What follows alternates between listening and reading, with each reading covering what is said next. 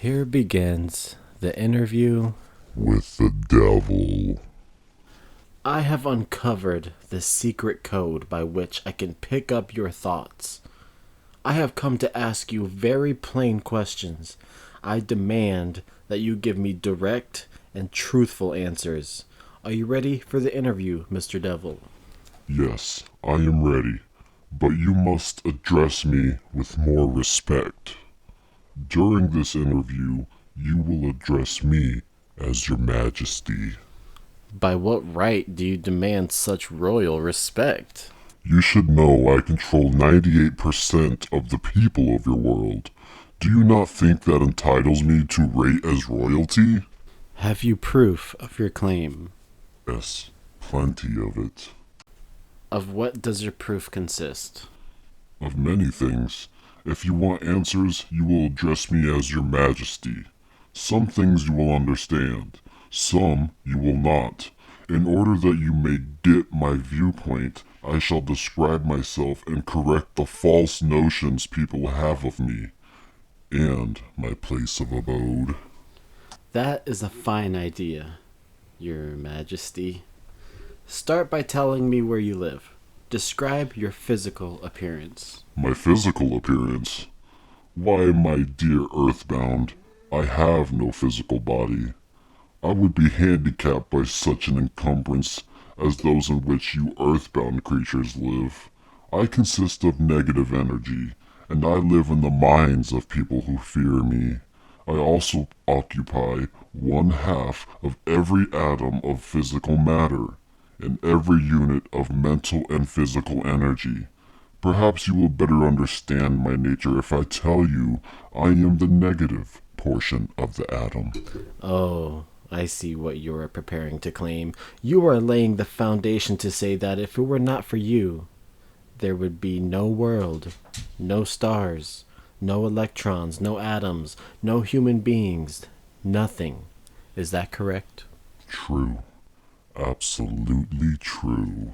Well, if you only occupy 1/2 of energy and matter, who occupies the other half? The other half is occupied by my opposition. Opposition? What do you mean? The opposition is what you earthbound call God. So you have the universe divided up with God. Is that your claim? Not my claim, but the actual fact. Before this interview is finished, you will understand why my claim is true. You will also understand why it has to be true, or there could be no world such as yours, no earthbound creatures such as you. I am no beast with a forked tongue and a spiked tail. But you do control the minds of 98 out of every 100 people. You said so yourself. Who causes all the misery in the 98% devil-controlled world if you do not? I have not said that I do not cause all the misery in the world. On the other hand, I boast of it. It is my business to represent the negative side of everything, including the thoughts of you earthbound people. How else could I control people? My opposition controls positive thought. I control negative thought. How do you gain control of the minds of people? Oh, that is easy. I merely move in and occupy the unused space of the human brain. I sow the seeds of negative thought in the minds of people so I can occupy and control the space. You must have many tricks and devices by which you gain and hold control of the human mind. To be sure, I employ tricks and devices to control human thought. My devices are clever ones too. Go ahead and describe your clever tricks, Your Majesty. One of my cleverest devices for mind control is fear. I plant the seed of fear in the minds of people, and as these seeds germinate and grow through use, I control the space they occupy. The 6 most effective fears are the fear of poverty, criticism, ill health, loss of love, old age, and death. Which of these 6 fears serves you most often, Your Majesty? The first and the last. poverty, and death. At one time or another during life, I tighten my grip on all people through one or both of these. I plant these fears in the minds of people so deftly that they believe them to be their own creation. I accomplish this end by making people believe I am standing just beyond the entrance gate of the next life, waiting to claim them after death for eternal punishment. Of course, I cannot punish anyone, except in that person's own mind, through some form of fear. But fear of the thing which does not exist is just as useful to me as fear of that which does exist. All forms of fear extend the space I occupy in the human mind. Your Majesty, will you explain how you gained control over human beings?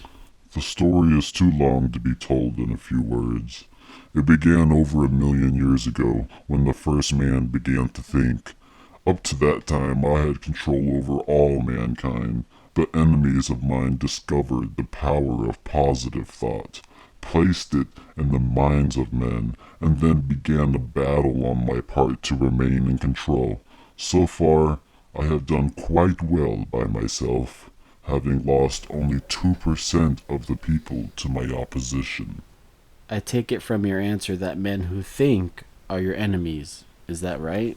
It is not right, but it is correct. Tell me something more about the world in which you live. I live wherever I choose. Time and space does not exist for me. I am a force best described to you as energy. My favorite physical dwelling place, as I have told you, is the minds of the earthbound. I control a part of the brain space of every human being. The amount of space I occupy in each individual's mind depends upon how little and what sort of thinking that person does. As I have told you, I cannot entirely control any person who thinks. You speak of your opposition. What do you mean by that? My opponent controls all the positive forces of the world, such as love, faith, hope, and optimism. My opponent also controls the positive factors of all the natural law throughout the universe, the forces which keep the earth and the planets and all the stars balanced in their courses. But these forces are meek in comparison with those which operate in the human mind under my control. You see, I do not seek to control stars and planets. I prefer the control of human minds. Where did you acquire your power? And by what means do you add to it? I add to my power by approaching the mind power of the earthbound as they come through the gate at the time of death. 98 out of every 100 who come back to my plane from the earth plane are taken over by me, and their mind power is added to my being. I get all who come over with any form of fear. You see, I am constantly at work, preparing the minds of people before death, so I can appropriate them when they come back to my plane. Will you tell me how you go about your job of preparing human minds so you can control them? I have countless ways of gaining control of human minds while they are still on the earth plane. My greatest weapon is poverty. I deliberately discourage people from accumulating material wealth because poverty discourages men from thinking and makes them easy prey for me. My next best friend is ill health. An unhealthy body discourages thinking. Then I have countless thousands of workers on earth who aid me in gaining control of human minds. I have these agents placed in every calling. They represent every race and creed, every religion. Who are your greatest enemies on Earth, Your Majesty? All who inspire people to think and act on their own initiative are my enemies, such as Socrates, Confucius, Voltaire, Emerson, Thomas Paine, and Abraham Lincoln. And you are not doing me any good either. Is it true that you use men who have great wealth? As I have already told you, Poverty is always my friend because it discourages independence of thought and encourages fear in the minds of men. Some wealthy men serve my cause while others do me great damage, depending upon how the wealth is used. The great Rockefeller fortune, for example, is one of my worst enemies. That is interesting, Your Majesty. Will you tell me why you fear the Rockefeller fortune more than others?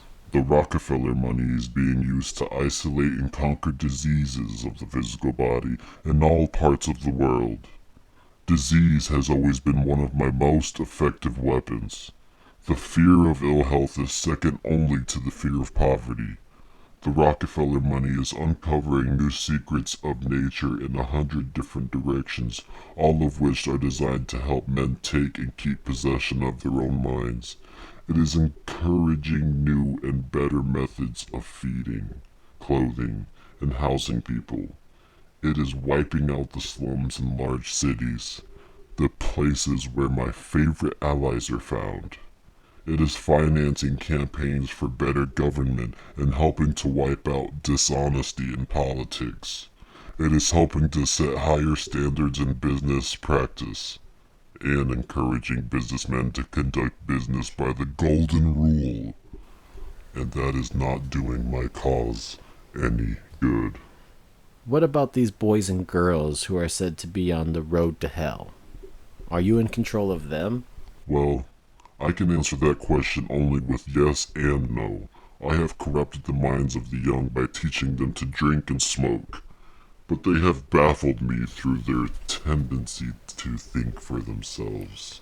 You say you have corrupted the minds of the young people with liquor and cigarettes. I can understand how liquor might destroy the power of independent thought, but do not see what cigarettes have to do with helping your cause. You may not know it, but cigarettes break down the power of persistence. They destroy the power of endurance. They destroy the ability to concentrate. They deaden and undermine the imaginative faculty, and help in other ways to keep people from using their minds most effectively. Do you know I have millions of people, young and old, of both sexes who smoke 2 packages of cigarettes a day? That means I have millions of people who are gradually destroying their power of resistance. One day I shall add to their habit of cigarette smoking other thought-destroying habits until I have gained control of their minds. Habits come in pairs, triplets, and quadruplets. Any habit which weakens one's willpower invites a flock of its relatives to move in and take possession of the mind. The cigarette habit not only lowers the power of resistance and discourages persistence, but it invites looseness in other human relationships. I never thought that cigarettes were a tool of destruction, Your Majesty, but your explanation throws a different light on the subject. How many converts to the habit do you now claim? I am very proud of my record.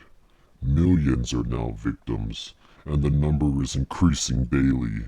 Soon I shall have most of the world indulging in the habit, and thousands of families I now have followers of the habit, including every member of the family. Very young and girls are beginning to take up the habit. They are learning how to smoke by observing their parents and older brothers and sisters. Which do you consider to be your greater tool for gaining control of human minds? Cigarettes or liquor? Without hesitation, I would say cigarettes.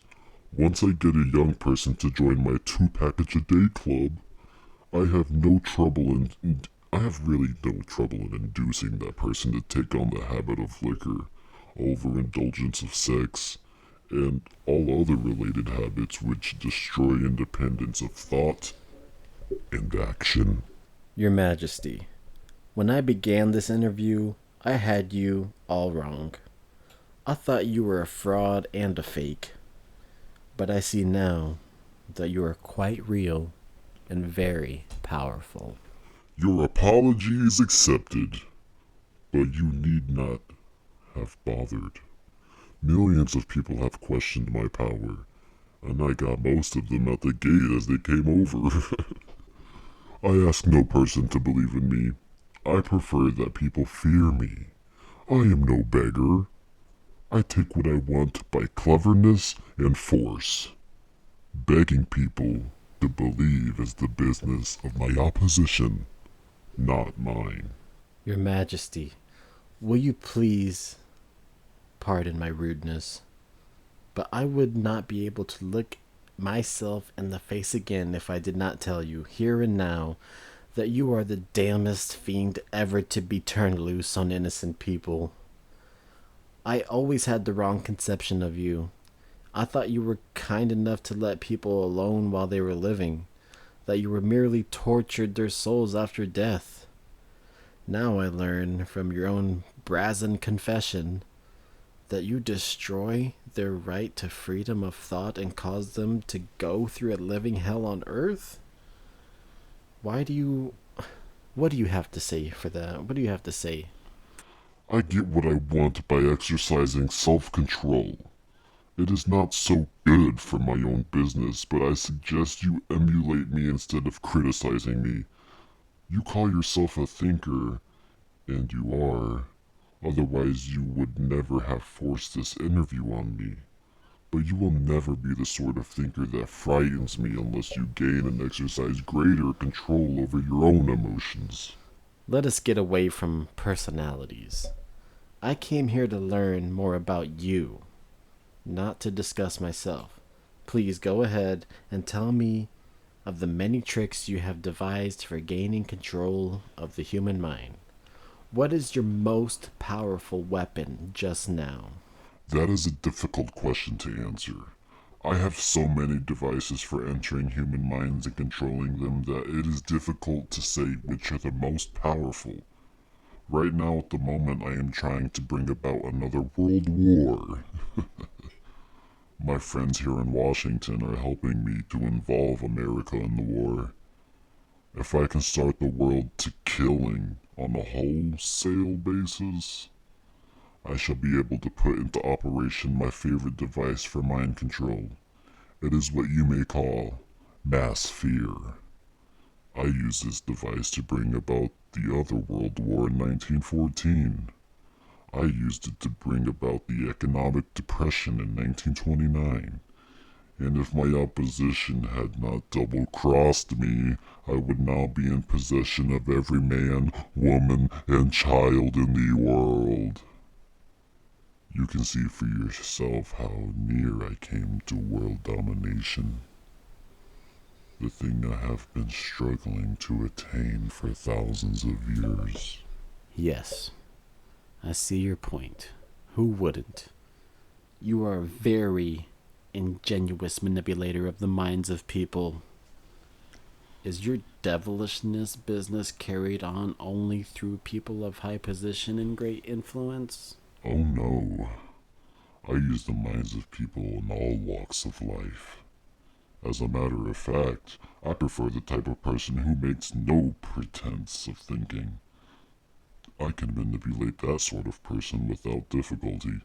I could not control 98% of the people of the world if all people were skilled in thinking for themselves.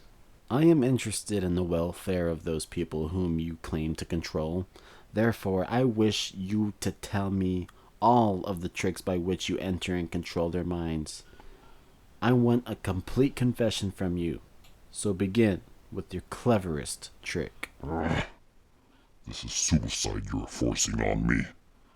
But I am helpless. So settle down and I will place in your hands the weapon by which millions of your fellow Earthbound will defend themselves against me. Thank you for listening to Chapter 3. Leave a like, subscribe if you want to hear the rest of the chapters. We're going to do multiple books, but we're starting off with Outwitting the Devil, baby. I'll see you in the next episode.